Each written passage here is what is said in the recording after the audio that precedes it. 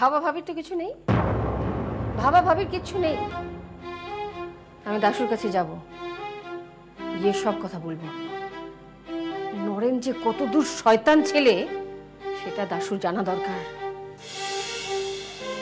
মা, দাদা তো এমনিতেই অনেক চাপে আছে, নানা রকম সমস্যা ওর।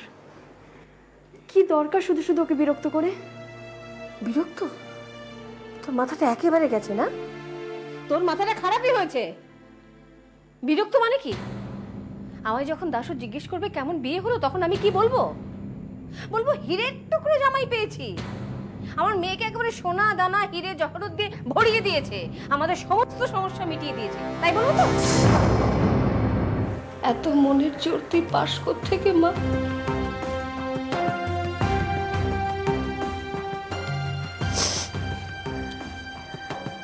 তবে দেবী, আমি কিন্তু কিছুতেই এই ঘটনা মেনে নিতে পারছি না। না, আমার ইচ্ছে করছিল আমি নরেনকে খুন করে ফেলি। তা যখন করতে পারিনি, তখন আমি যত তাড়াতাড়ি পারবো তোর বিয়ে দিয়ে দেবো। নরেনকে তো দেখাবোই, তুই শুভ ছোড়াটাকেও দেখিয়ে দেবো ওর থেকে কত কত ভালো ছেলের সঙ্গে আমি তোর বিয়ে দিতে পারি। আমি ঠিক দেখিয়ে দেবো, ঠিক। তোরা ডোডোকে দত্তক নিলি আর ওরা ডোডোকে নিয়ে বেড়াতে বেরোলো। কোথায় গেছে জানিস? দাদা, দাদা কোথায় গেছে? আমাকে তো কিছু বলেনি। তোমায় কিছু বলেছে? আমরা কিছু জানি না মা। দেখ মানু, তুই আমার মেয়ে, তোর মুখ দেখে মনে হচ্ছে তুই কিছু লুকোচ্ছিস আমার কাছে। কি চাচা বলছো? তোমার কাছে কেন লুকোবো মা? আমরা আমার মাথায় হাত দিয়ে বল তো, বল। মা, টোটোর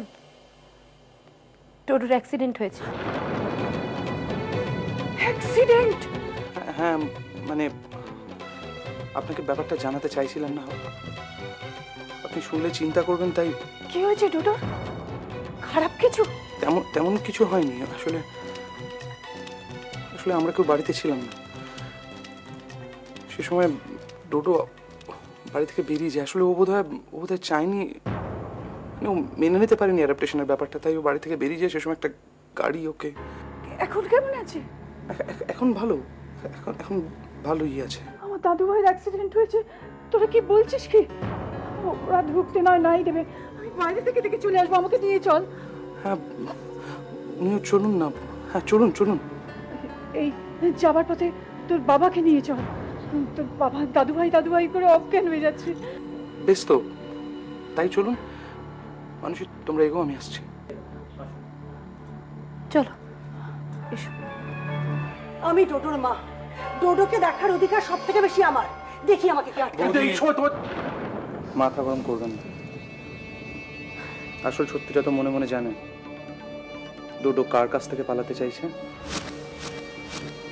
ডোডোকে এক্সাইটেড করবেন না, ওর ক্ষতি হতে পারে। প্লিজ আপনি ভেতরে যাবেন না।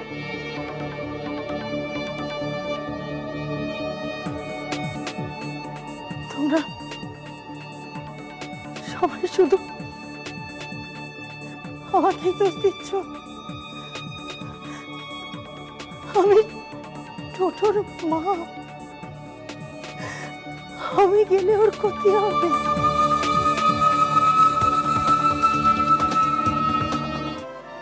যে ভুল এতদিন হয়েছে আর হবে না। আমার ছেলেকে বাঁচানোর জন্য যা করতে হয় তাই করব। তাতে যদি কোনো সম্পর্ক শেষ হয়ে যায় তো হবে। ঈশ্বর শুধু আমার ছেলেকে সুস্থ করে দিন।